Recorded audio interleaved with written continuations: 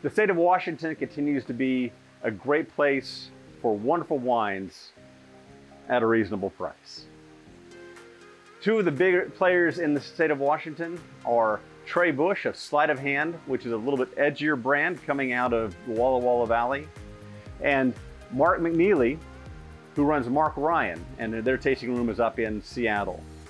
Now, as you know, Washington has kind of got divided with the Cascade Mountains.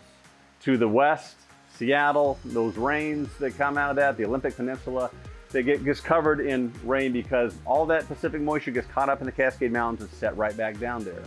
But what that does is it leaves on the east side of those Cascade Mountains a wonderfully dry and a place that is very welcoming to grapevines. Now, the biggest portion of that is the Columbia Valley running through the center of the state. But right in the middle of that, there's a little tiny area called Red Mountain AVA. And within that, because of a little bit more altitude and because they can only dry farm within that little space, it becomes a very rich and unique wine that can come from that. So Trey and Mark came together back in 2009 to create their own little collaboration, which they called the Underground Wine Project. And you'll get some really cool and unique wines that come out of that. One of my favorite is Idle Hands. Idle Hands is a 90% Syrah and 10% Cabernet Sauvignon, all from Red Mountain.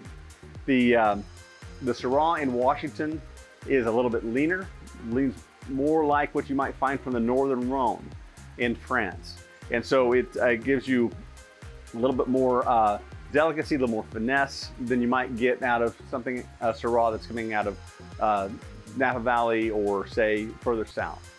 So the Idle Hands was pulled from the title song of the Gutter Twins, which were a collaboration of grunge rockers back in the 90s.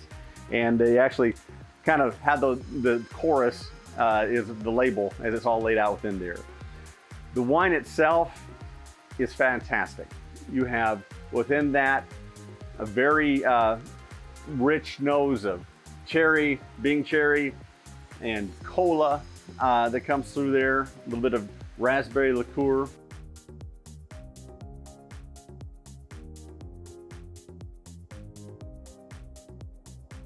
And it gives you a very, very lush palate and feels very rich. And from that, those fruits kind of carry on through the Bing cherry and the kind of a cherry cola that comes out of that. But also at the end of it, you get a little bit of that peppery spice that you expect from a really good Syrah. So kick on back, take your Idle Hands, and enjoy a nice glass of wine. Enjoy.